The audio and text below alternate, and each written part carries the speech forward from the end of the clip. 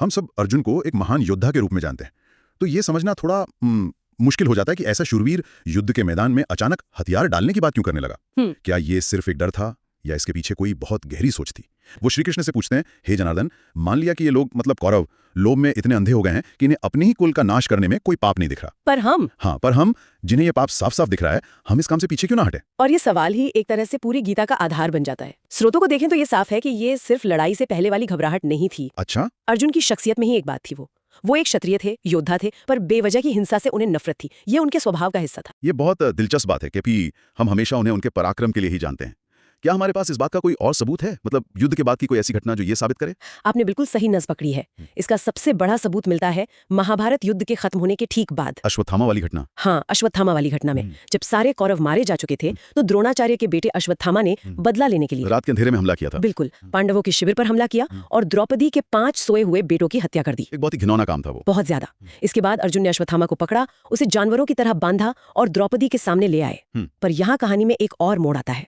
एक तरफ द्रौपदी थी जो अपने बेटों के हत्यारे को देखकर भी कह रही थी कि ये हमारे गुरु का बेटा है, इसे माफ कर दो। और दूसरी तरफ भीम जो कह रहे थे कि इसे अभी के अभी मार डालो। की सजा अर्जुन के लिए ये कितनी मुश्किल घड़ी रही होगी? बहुत ज्यादा। और तब उन्होंने मदद के लिए श्री कृष्ण की तरफ देखा। और श्री कृष्ण ने क्या कहा? श्री कृष्ण ने यहाँ कोई सीधा जवाब नहीं दिया। उन्होंने एक बहुत गहरा इशारा किया। अच्छा। उन्होंने कहा, एक आदरणीय ब्राह्मण अगर कुछ समय के लिए रास्ते से भटक भी जाए तो वो माफी के लायक है, लेकिन जो घातक हथियार से किसी की जान ले, उसे सजा मिलनी ही चाहिए।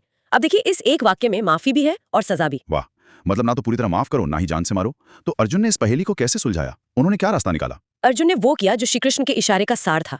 उन्होंने अश्वत्थामा को जान से नहीं मारा, बल्कि उसके सर की चुटिया काट दी, उसके माथे पर जो मणि थी वो निकाल ली और उसे शिविर से भगा दिया। बिल्कुल। उस जमाने में एक योद्धा के लिए ये मौत से भी बड़ा अपमान था। सही बात है। ये घटना आईने की तरह साफ दिखाती है कि अर्जुन हर हाल में हिंसा के सबसे कठोर रूप से बचना चाहते थे। अच्छा, तो ये बात सिर्फ उनकी निजी भावना नहीं थी, बल्कि उनके चरित्र का एक पक्का हिस्सा थी। लेकिन क्या उनके इस तर्क का कि मैं अपने बड़ों और रिश्तेदारों को नहीं मारूंगा, कोई शास्त्रीय आधार भी था?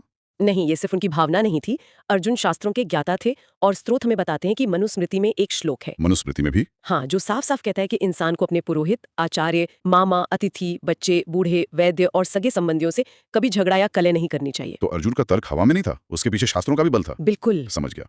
तो वो असल में यही कह रहे थे कि कौरव तो लोभोपहत चेतस हो चुके हैं, यानी लोभ ने उनकी बुद्धि हर ली है, इसलिए उन्हें सही गलत नहीं दिख रहा। हाँ। पर जब हम इस पाप को देख सकते हैं और हमारा ऐसा कोई स्वार्थ भी नहीं है, तो हम ये घिनौना काम क्यों करें? कायरता से नहीं, बल्कि एक गहरी नैतिक समझ और हिंसा के प्रति एक स्वाभाविक अरुचि से पैदा हुई थी। उनके शास्त्र का ज्ञान और युद्ध के बाद अश्वत्थामा को दी गई सजा, दोनों ही बातें उनके इस नजरिए को पुख्ता करती हैं। वो एक ऐसे योद्धा थे जो शांति का मूल्य जानते थे।